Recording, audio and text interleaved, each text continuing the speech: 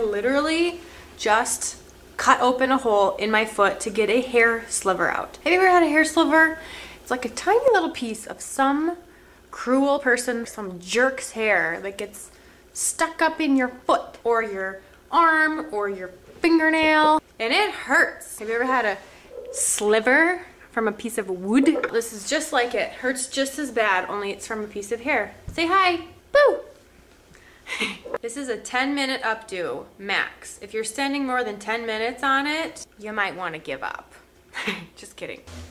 Let's get started. 3, 2, 1.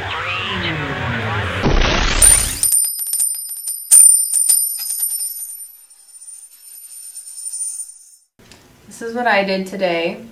So it's the fishtail braid, just kind of loosely pinned up, a lot of texture. Not perfect, but that's kind of the point, is something a little bit unperfect. So we're going to start out by backcombing. So we're just going to take sections that cross over the part, and you want to stick your comb in and just push it straight down. And I'm showing you kind of how you pull sections that cross over your part because you don't want the part split. It's important to know that you need to backcomb the sections together, meaning every section that I pull up, I'm connecting to the previous section so that once you're done, you have one big chunk of backcombing instead of 3 chunks of backcombing.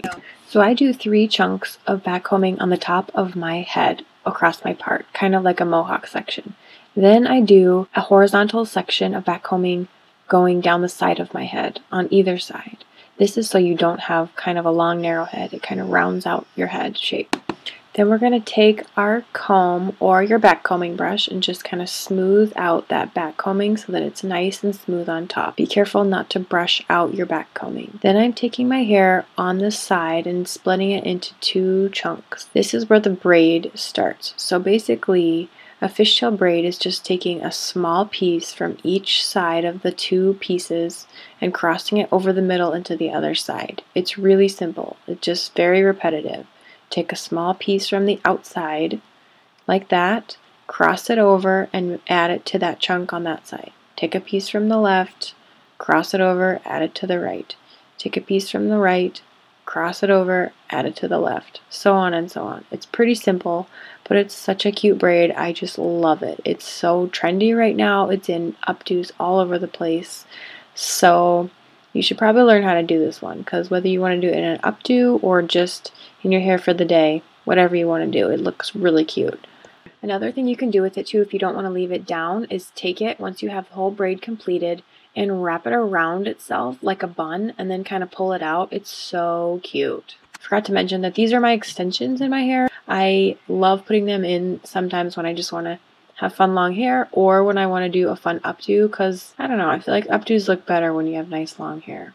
Not to say that short hair updos aren't cute, because they are. Don't get me wrong. But, you know, it's kind of fun to have more hair to work with. Anyway, so we're going to finish up this braid, and I'm going to leave a little bit of a tail on this one. Some people like to go all the way to the ends of their hair, but I want to leave just a little bit sticking out. So once you get to the length that you want to leave out, you just take a little hair tie, and you're just going to wrap it around the end of that. And then I have a fun way that I like to cover up that tie so that you can't see it at all. You basically just take a piece of that hair and you wrap it around, covering up that hairband so that it looks like your hair is tying itself. You can also do this when you're wearing a ponytail. It's a simple enough thing to do, but you'd be amazed. Every time I do this, people are like, how is your hair staying there? Is your hair holding itself up? I'm like, no, my hair is not holding itself up. So yeah, take this bobby pin, pin the ends of that hair that's wrapped around, and make sure the bobby pin goes back up into the braid so you can't see it. Then I'm just going to take this chunk up in front, put a nice wave in it or a curl so that it's not just pinned straight. And then this is the fun part. You take the braid, you just kind of pull it apart as much as you want. I mean, you could leave it the way it was, but I kind of like it a little messy, a little bit like I've been whipping my hair around. You know, how I do. Then I'm just going to pin a little bit of this up so that it's not falling down. And this is the part where you want to kind of feel the braid and feel the part that's wrapped around and feel for any hair that's falling down and pin it up. Ta-da! That's all for today.